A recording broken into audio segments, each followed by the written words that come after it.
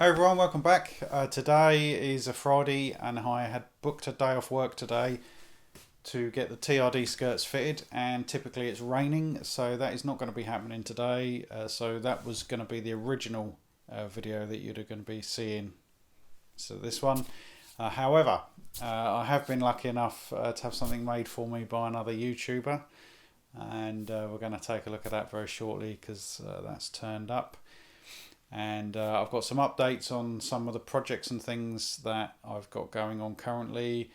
There's some things I'm looking at sourcing for the MR2 Spider Roadster community, so I'll have a quick talk about that and just general channel update things. So let's get started.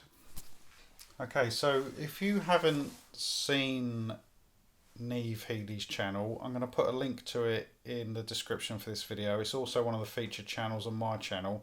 Now what I do with the featured channels, just quickly, is if there's YouTube channels that I like that have lower subscribers than I do, then I like to feature them in those that bit of my channel.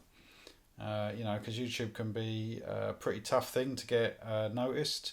And it's all about the community for me. So certainly on that note, if you are a YouTuber and you're trying to get going and you're a similar sort of channel to mine, so the people who watch this channel would be interested in your content, then drop me a comment in the comments below, and I'll get you featured on that featured channel section. Anyway, so yeah, if you haven't seen Neff's channel, every now and again her and a friend make these awesome clocks for other YouTubers. So I was on the train the other day and there was a video, you know, I got notified that Neff had put another video up, so I thought, oh, okay, cool, I'll have a look at that while I'm on the train. It was like, okay, it's one of the clock ones, cool.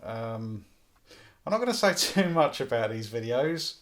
What I would suggest you do is pop along to our channel and have a look, because they are funny, but they do produce excellent clocks. And this is the third one. So picture me sitting on the train. I've got my earphones in, you know, everyone's being very proper and whatnot, and I'm going to work and I'm watching the video, and then it comes up as to whose channel it is, who they're going to make the clock for, and it was mine.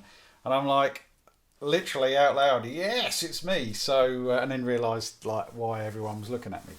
So, first off, thank you very much to Neff and her friend. I think her friend name is Ness. But yeah, so this is going to have pride of place on the wall. We'll release this from the box. Now, when I did unwrap it, there was a screw, which Neff did say a couple of the screws went missing, and she did find some and popped them in the box, and that's one of them, and I'll put that back in for a hang it.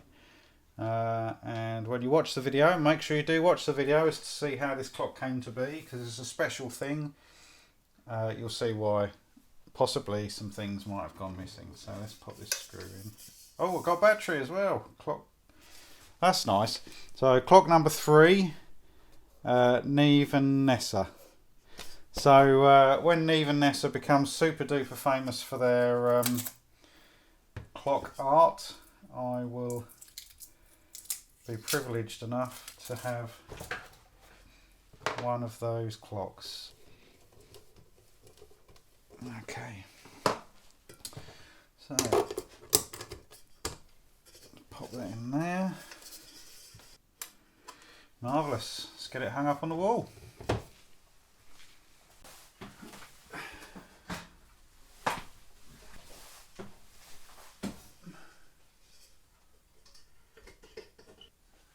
Okay.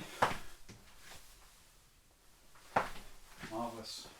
Okay, so I just want to finish off the clock bit by saying thank you very much, Neff and Ness. I really do appreciate that clock. Okay, so on to some other stuff. So first off, fitting of the skirts. So I was going to fit those skirts today. The lip is on. I can't film out today because it's raining, but I didn't end up fitting the lip. The body shop did. I'm going to go into that video as to why I'm glad they did that. because that may be able to prevent some issues people may have if they're planning on fitting that TRD lip to their own MR2 future date, because they had to do some things with that. But I will cover that even though it is already on the car. Incidentally, there are some pictures of that already up on my Instagram, so if you don't follow me on Instagram, or why not, so have a look at my Instagram. I do put other MR2 type stuff on there, tips and hints and things, as well as other bits and bobs as well, just general stuff. So yeah, so give the Instagram a look. Now, so fitting of the skirts, I was originally going to use a like liquid sealant, sort of Tiger Seal or Silkaflex type product to glue the skirts to the body of the car. Toyota themselves actually use a body tape, and then when I spoke to a few people on Instagram about how they'd fitted their identical skirts, they went with a tape route. So that's what I'm going to do, and I'm going to do that for two reasons. First off, if there's a slight undulation in the line of where the skirt bonds to the car, because you've got a certain amount of leeway with the tape, it's probably about 1 or 2 mil thick, you can see there. That will kind of smooth that out, so I get a good contact all the way along.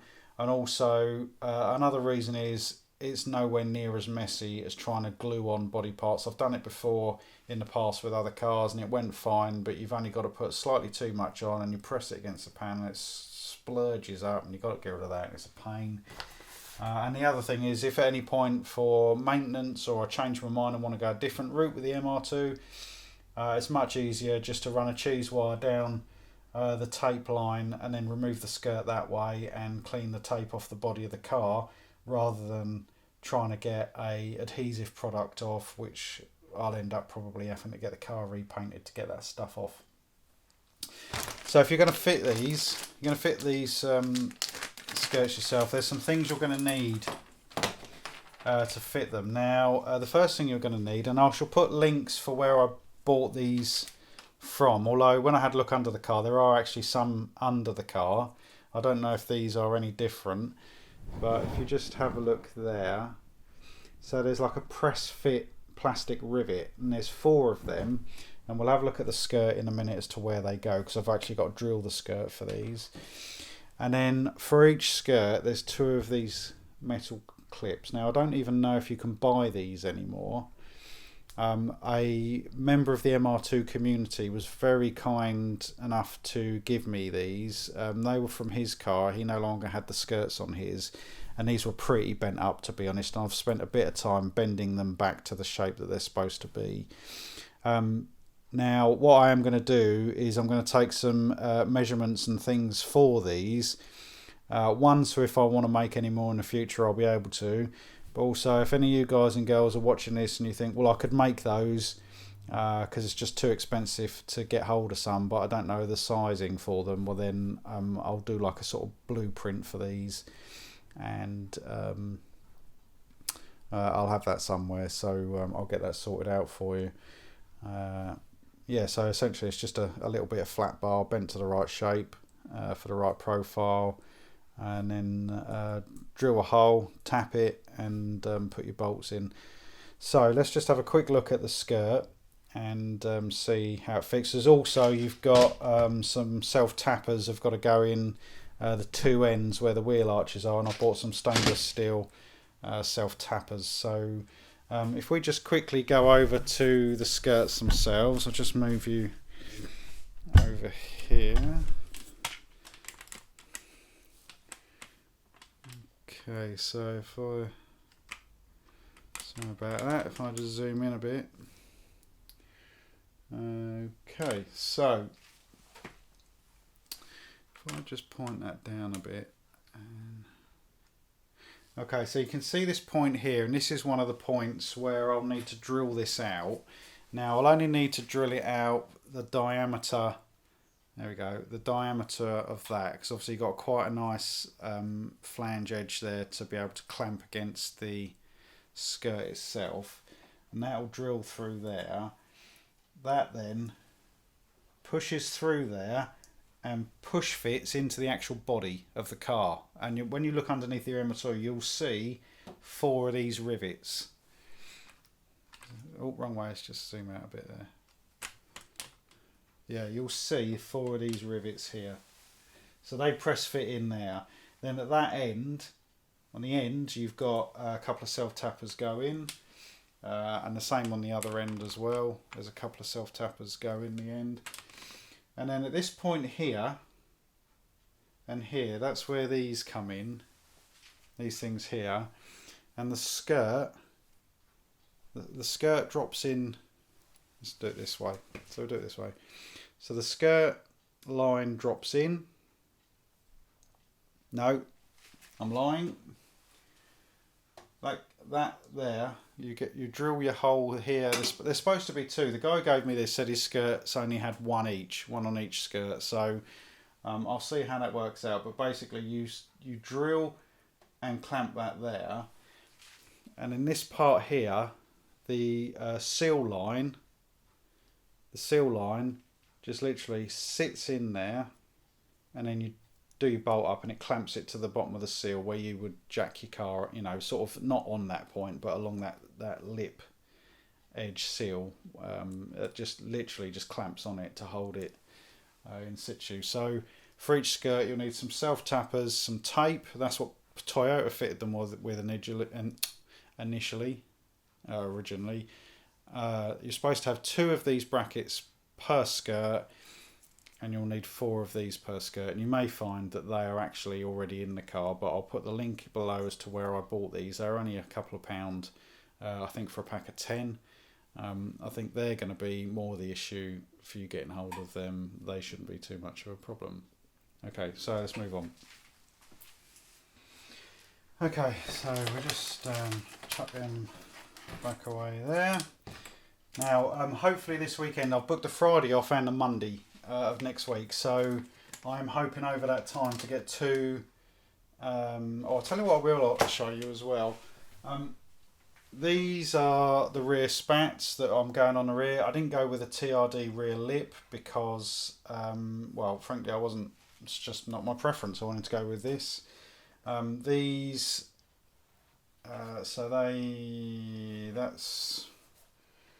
so this would be the passenger side or driver side if you're in the US. So that's your wheel arch comes up there. Essentially as a bond line around here. These are original Toyota ones. I was quite lucky to be able to get hold of some of these. So these are a perfect fit. I shall do a tape line there, tape line down this edge, and then underneath where the bumper actually secures, there's 2 bolts or screws actually in situ. So you take them out, that locates those 2 holes there just exactly where they should be, and then you put the screws or bolts back in, and then you're good to go. So hopefully I'll be getting those on. So those, the skirts, and this Navpod, which has now got a little bit of a story to it. So I'll just put that carefully back there. Okay, so this Navpod now, a long time ago I got this. It came from CL Performance. My intention was to get it in fairly quickly. There were circumstances surrounding why I didn't. That was mainly due to my health. I've actually owned, if you follow me on Instagram, you might have seen yesterday, so when's that, November the 15th, 3 years ago that day, my son actually went to pick the MR2 up because I was too ill at the time. I'd just had surgery and I was in the middle of having treatment for cancer. I couldn't even walk, let alone go and pick a car up. I was wrecked, frankly. So shortly after that, when I started doing the car and I started up this channel, I got this, and what I didn't actually do was trial fit it at the time because I needed to find out how it actually went in. Now, the issue with this, obviously, this is probably over 2.5 years I've probably had this, 2 years perhaps, I'm not sure. So I found out how to fit it. I went to try and fit it a little while ago. Now these lugs here,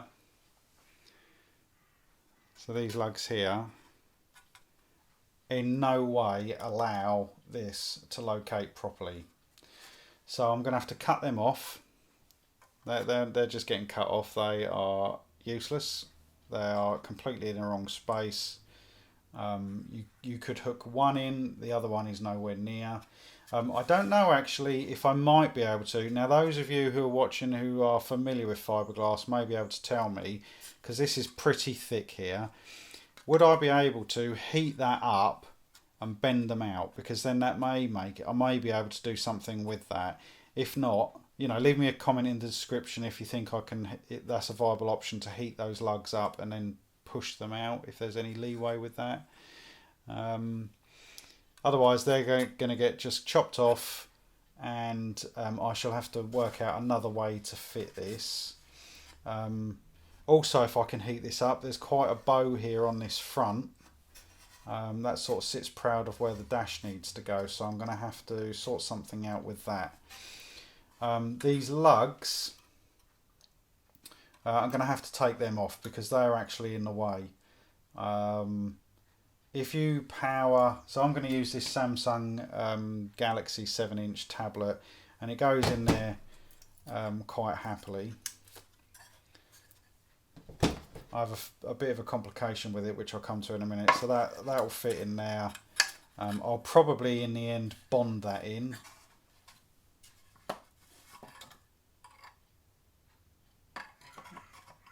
Yeah, so I'll bond that in sort of something like that. Don't know if you can see that okay.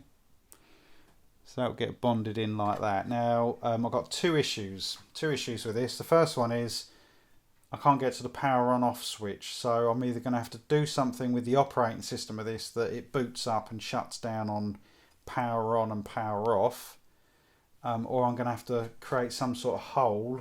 I have to sort of sand this down here so I can get my finger there and just touch that button. Now on the original Navpod there was actually a cutout up here. I don't know if that was for a reset button or something like that. I'm not sure. Now the original Navpods, I will say, are like they're like hen's teeth trying to find them. Good luck with trying to find one, because they hardly, well, I know there's people who have got them, but I was looking for a very long time to try and find one, and I couldn't find one.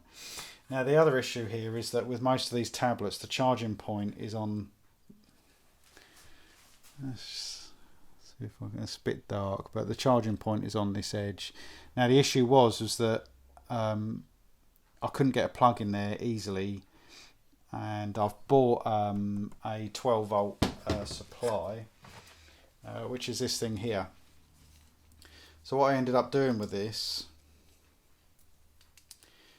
is, if you have a look there, I ended up normally you have quite a big block of plastic around that, and what I've done is I've cut that off. I'm going to sort of seal this, but on a right angle with something like I don't know, some sort of mastic or something, just to electrically isolate that and just give it a little bit more rigidity.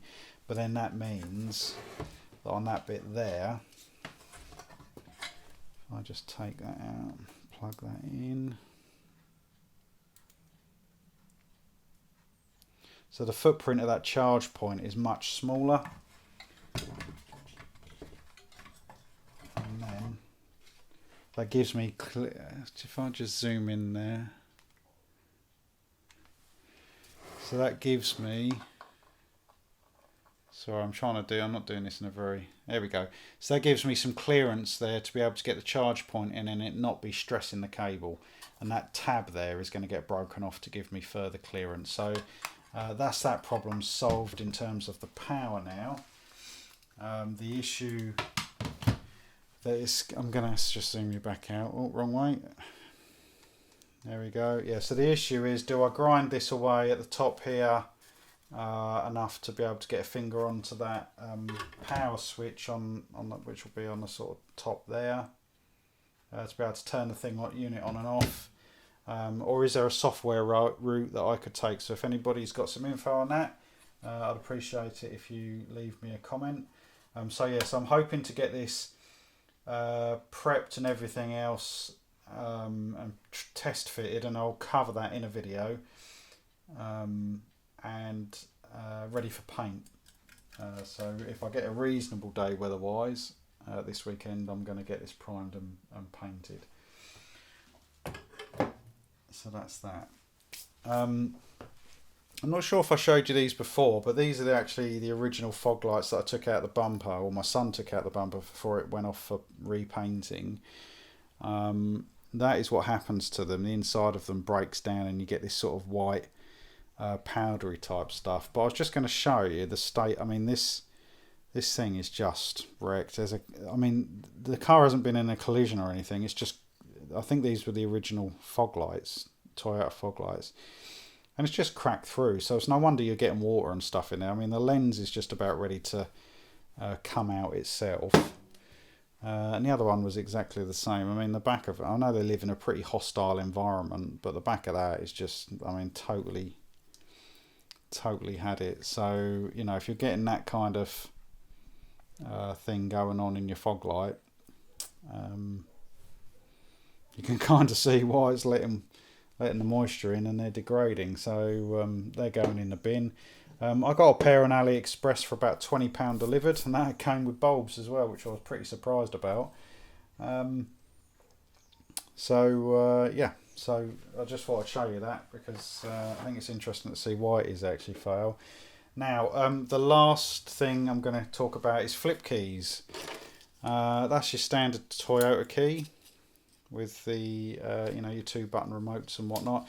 Now you can buy these flip key units, and there's a couple of videos. Spider Lee's done one, if you check his channel out, where, because you can't get the correct blanks in these, they don't machine them, and your key, or our keys rather, for the MR2 are wider, so you've got to get a key, break the blank out of it, the you know, the blade out of it, machine it to fit into there, then machine the side of that so the key will fit into that recess there.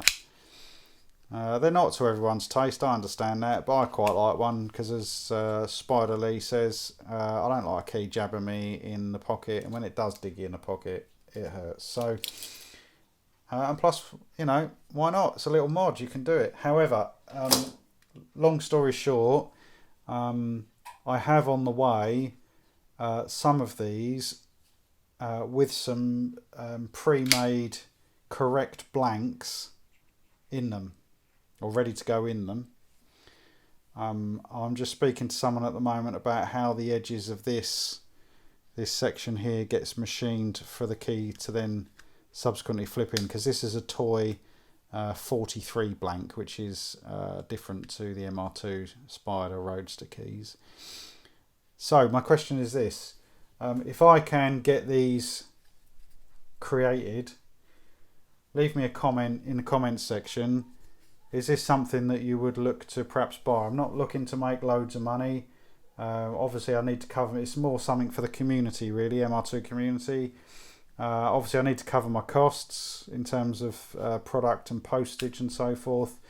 I reckon I'm probably looking somewhere in the region of £10–15 for the key with the blank pre fitted and this machine so it folds in. So let me know in the comments, is that something you'd be interested in? I'd be looking to ship them worldwide if that was the case. So it's not just UK, it would be worldwide shipping, so long as our postal service will, you know, I don't know if there's any countries that they won't ship to, but if there is, that wouldn't obviously include those. It'd only be to countries I can ship to. But yeah, so that's something I'm looking at. And I think that's it for now. I think I've gone on enough. So yeah, so if you've stayed with me till this point, well done. Thanks for watching. If you haven't subscribed already, consider subscribing. There's lots of other stuff on there. I'm in the process of putting together a video project to do a short film on the MR2 and how I came to own that and the whole circumstances surrounding that. So if you're interested in that, let me know, and I'll keep you updated on the channel as to how that's going, and that will actually be released on this channel. It's not going to be released anywhere else. Now don't get me wrong, I'm not a filmmaker or anything at all, but something I thought might be fun to have a go and tell that story. So I'm going to do that. Finally, Q&A. I thought I'm getting quite a few subscribers now. I think I'm up to about 1,250, something like that. So I thought it might be fun to do a bit of a Q&A. So if you've got any questions, put them in the comments for me. And towards the end of the year, as soon as I've got a reasonable level of comments, or if that's something, if I don't get any questions, then that's cool, no problem. But if I do, then I'll do a Q&A video on whatever you like, the car, me, the channel, some of the projects I've got going on, whatever you like. So I'll end that here. Thanks for watching, and I'll see you on the next one. Bye for now.